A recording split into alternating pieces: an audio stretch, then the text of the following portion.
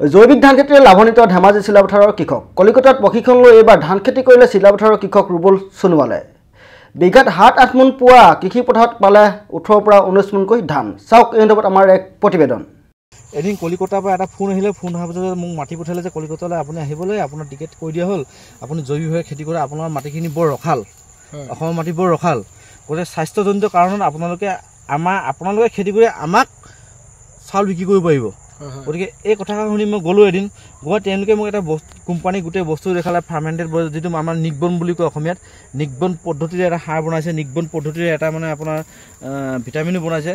এই বনাই কিনি তেখেতলোকে মোক এটা ধাননি পথাৰখন লৈ গ'ল, লৈ গৈ দেখালে, চাওক আপোনালোকে যে ধান খেতি কৰে, ধান খেতি বৈজ্ঞানিক পদ্ধতিৰে ধান খেতি কৰক, আপোনালোকে ঘাঁহটো নাইকিয়া কৰক, আৰু এই পদ্ধতি দুবাৰ সাৰ প্ৰয়োগ কৰক।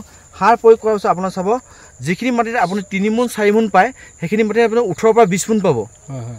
তাৰপিছত আপোনাৰ ইউৰিয়া DAP আপুনি ব্যৱহাৰ নকৰে, কিয়নো ইউৰিয়া DAP ব্যৱহাৰ কৰিলে আপোনালোকৰ কেঁচুটো মৰিব। কেঁচু যিহেতু মৰিব, আপোনালোকৰ মাটিত কেঁচুটো বহুত ভাল এটা ৰিজাল্ট আছে, গতিকে এই কেঁচু মৰিলে আপোনালোকে সাৰটো নাপাব।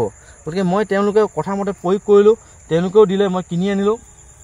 কিন্তু এতিয়া দেখিলোঁ মোৰ মাটিটো গোটেই হেলাই পৰি ধুনীয়া এটা সুন্দৰ পৰিৱেশ হৈছে মাটিডোখৰ, য'ত আমি সৰিয়হ আলু কৰিব পাৰোঁ বা শাকজাতীয় খেতি কৰিব পাৰোঁ।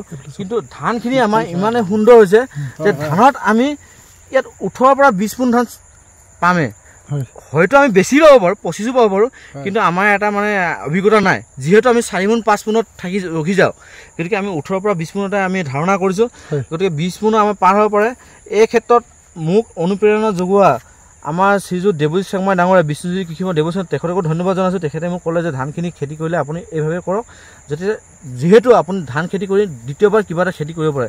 মই সেই ধৰণে খেতিটো কৰি কিনি এতিয়া মই দেখিলোঁ যে ধান এজোপা গছত ধান মোৰ ২৩ থোক ২৪ থোক আহিছে। ওচৰতে মোৰ পথাৰ এখন আছে, ৩ থোক ৪ থোক ধান আহিছে।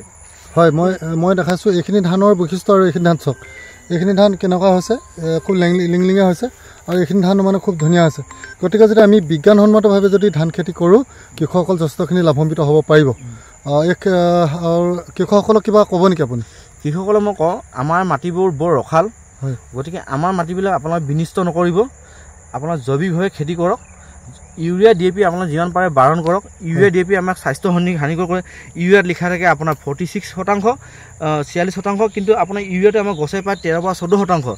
বাকীখিনি আমাৰ মাটিয়ে পায়, জলবায়ু যায়। যিহেতু জলবায়ুত যায় বা মাটিয়ে পায়, পানীত পায়গৈ, আমাৰ স্বাস্থ্যটো অনিষ্ট কৰে।